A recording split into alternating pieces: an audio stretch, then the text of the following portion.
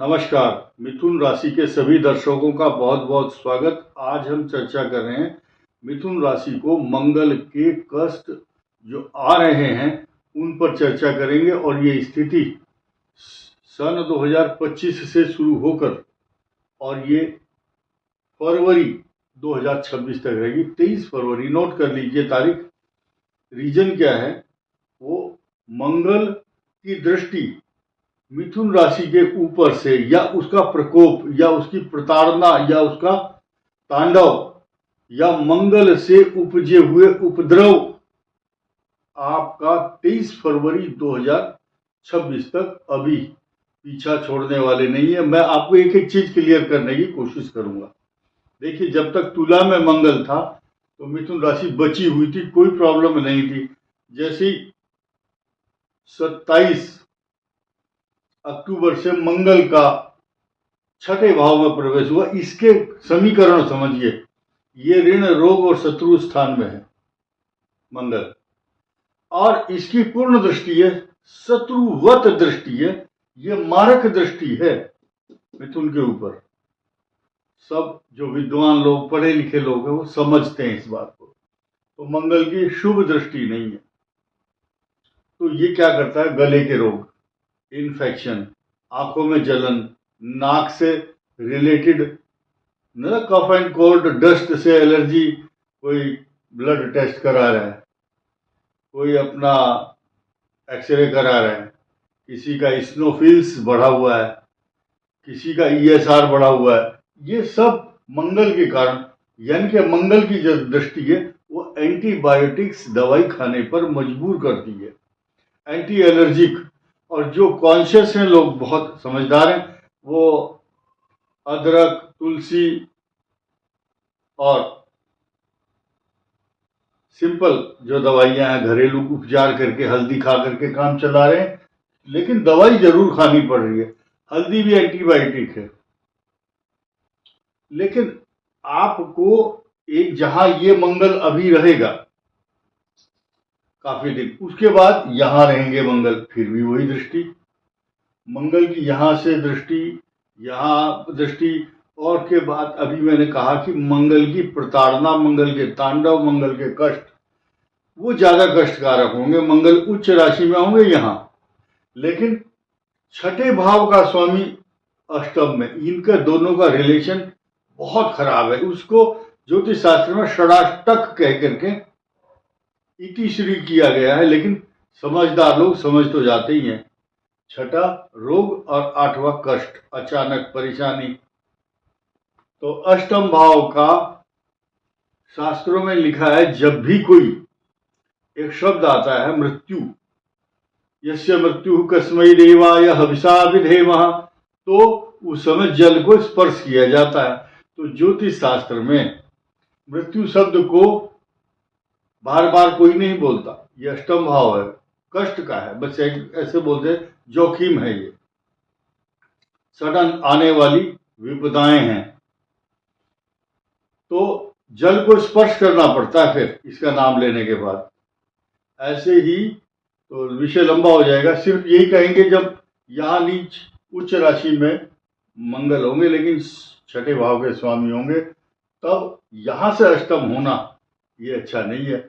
अब इस अष्टम की दृष्टि, यहां से अष्टम, अष्टम से अष्टम लघु पाराशरी के सिद्धांत के अनुसार यहां जो मंगल बैठा है, यह आपका तीसरा भाव है। आपके पराक्रम, साहस, भाई बहन सब के ऊपर दृष्टि डालता है, और यहां आपको हतोत्साहित करने की कोशिश, जो आपको सहयोग देना चाहता है उसको डाउन करता है। लेकिन अब एक नया विषय और आने वाला है आपके विचार के लिए, अभी 2 ही मिनट के अंदर अंदर। तो मैं समझता हूं ये आप सभी लोग ये बात समझ गए होंगे कि मिथुन पर छठा मंगल अच्छा नहीं है, मंगल के कष्ट हैं। धनु में आएंगे तो भी कष्ट देंगे, मकर में आएंगे तो भी कष्ट देंगे। 23 फरवरी 2026 को जब मंगल यहां आ जाएंगे, तब आपको राहत बहुत अच्छी मिलने वाली है, और उसके बाद तो इतना आनंद आएगा आप पूछो मत। और एक चीज ध्यान रखना, हमारे वीडियो की नकल करना चाहते हैं लोग बाग, हम जिस राशि का जो जो ग्रह कहाँ चल रहा है, लेकिन वो नकल भी नहीं करना चाहते या करना नहीं जानते। नकल के लिए अकल चाहिए। तो ये ओरिजिनल बातें जो है आप समझ लीजिए। 23 फरवरी 2026 तक मंगल यहाँ जब तक नहीं आते हैं तब तक आपको राहत मिलने वाली नहीं है। अब आइए नई चीज बताऊंगा, आप धैर्य रखिए, 2 मिनट और रुकिए। ये जो शनि है, जब मंगल यहां होगा तब ये तांडव शब्द मंगल के कष्ट, मंगल के द्वारा उपजी हुई उत्पन्न परेशानियां जब ज्यादा कष्टकारक होंगी, क्योंकि ये मैरिज लाइफ को बहुत बुरी तरह तबाह और बर्बाद करना चाहते हैं दोनों। यहाँ पर मंगल होगा, यहाँ पर शनि। तो मैरिज लाइफ से जुड़े हुए जो भी प्रयास हैं या मैरिज लाइफ से जुड़े हुए विवाद हैं, उनमें सुधार की उम्मीद नहीं कर सकते आप। अब ये बात अलग है कि 2 नवंबर 2025 से शुक्र की जो कंडीशन है वो आपके लिए बहुत पॉजिटिव है। द्वादश भाव, पंचम भाव हर्षित, गर्वित और प्रफुल्लित होगा। अब जिस विषय को मैं लेना चाहता हूं, यानी कि हर आदमी बता देता है कि तेरे ऊपर कष्ट है, तो कष्ट से बचाव कैसे होगा? 2 रास्ते बता रहा हूं आपको, बड़े धैर्य से आप सुनिए। नंबर 1, ये बृहस्पति आपका इस समय ठीक कुछ ही दिन के बाद ये अतिचारी पोजीशन में ही वक्री हो जाएगा। फॉरवर्ड मोशन में है और एक्स्ट्रा ऑर्डिनरी बहुत फास्ट गोइंग होने के बावजूद वक्री हो जाएगी। यानी कि आप ये देखो, आपकी गाड़ी 180 किलोमीटर की रफ्तार पर चल रही और अचानक ब्रेक लग जाए और उसको मुड़ना भी पड़ जाए, यू टर्न लेना पड़ जाए, तो जो गाड़ी की हालत होगी और गाड़ी में जो बैठा होगा उसकी जो हालत होगी, उसका वर्णन मैं नहीं करूंगा, आप खुद करोगे। आप ही सोचोगे। यात्री अपने सामान की स्वयं रक्षा करे, आप हिसाब लगाइए। तो ये कंडीशन सेकंड हाउस में है, तो इसके 2 अर्थ हैं। या तो ये कष्ट देगा या आपको इतना ज्यादा धन दे करके जाएगा आप संभाल नहीं पाओगे। लेकिन अचानक आपके ऊपर आने वाले जो खर्चे हैं वो बहुत ज्यादा होंगे। एक प्लस पॉइंट क्या है, जब ग्रह वक्री होता है तो दो घरों की जिम्मेदारी संभालता हो अचानक, एक अगले की और एक पिछले की। तो एक्स्ट्रा ऑर्डिनरी रेस्पॉन्सिबिलिटी जुपिटर के पास होगी। ऐसी स्थिति में आपको उस दौरान बृहस्पति से जुड़े हुए, यानी कि नौकरी, व्यापार, प्रतिष्ठा, पिता और आपकी पत्नी, आपके दाम्पत्य जीवन, आपके पार्टनर से जुड़े हुए जितने भी काम है, जब ग्रह वक्री हो उस से जुड़े हुए जो भी हाउस हैं, उन काम को जल्दी जल्दी निपटाओ और वो निपट जाएंगे। लेकिन वो ग्रह जब वो फॉरवर्ड मोशन में या उसी राशि में ठीक सामान्य गति में आएगा तो वो आपका काम ये कहेगा या उसका संकेत ये होगा, भाई मैं इतने दिन नहीं था, तुमने क्या किया, तुम्हें कर लेना चाहिए था मेरे पीछे। तो this is depend upon the आपकी जो कैलिबर है, आपकी एफिशिएंसी है, आपकी पोटेंसी है, आपके साहस है, आपका पराक्रम है, आपकी योग्यता है। This is depend upon your capability. अब ये मैंने आपको सब कुछ बता दिया, लेकिन इन दोनों चीजों को बहुत गंभीरता से समझिए। मिथुन राशि का स्वामी बुध, वो वक्री।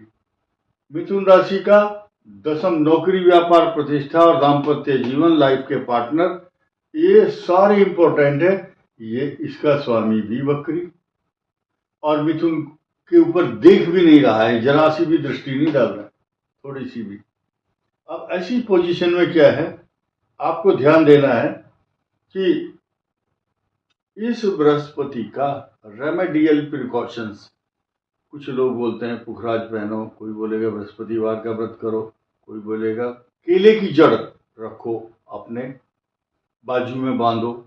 अभी पुष्य नक्षत्र आने वाला है। पुष्य नक्षत्र को 7 नवंबर के आसपास आप देख लेना गूगल से, जिस दिन पुष्य नक्षत्र हो उस दिन केले की जड़ धारण करो, या उस दिन आप पीली चने की दाल भिगो करके गाय को दीजिए।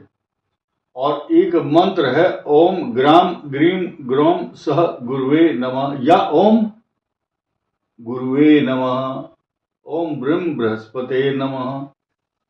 आप गूगल से चेक करके मंत्र देख सकते हो, या किसी अच्छे विद्वान की शरण में जाकर के उनसे निवेदन कीजिए। आजकल पुस्तकों में सब लिखा हुआ मिलता है। और शुद्ध विचार, सात्विक मन, सात्विक आहार ग्रहण करते हुए इन मंत्रों का जाप करोगे। और कुछ पीले रंग की 7 वस्तुएं, हल्दी है, केसर है, केला है, पीले रंग का गाय का घी होता है, स्वर्ण है, गोल्ड है, पीला वस्त्र है, हल्दी है, ये 7 वस्तुएं, पीली वस्तुएं बृहस्पतिवार के दिन, महिला हो चाहे पुरुष, अगर दान करोगे तो बृहस्पति की कृपा होगी, गुरुओं की कृपा होगी, विष्णु की कृपा होगी। बृहस्पति देव आपके सब कार्यों में जो विघ्न आ रहे हैं उनको दूर करेंगे। गणेश जी की स्तुति भी मिथुन राशि वालों के लिए छोटा सा मंत्र पढ़िया, ओम वक्रतुंड महाकाय सूर्य कोटि समप्रभ निर्विघ्नं कुरु मे देव सर्व कार्येषु सर्वदा। आपके सब काम बनेंगे। इस वीडियो में इतना ही। धन्यवाद, नमस्कार।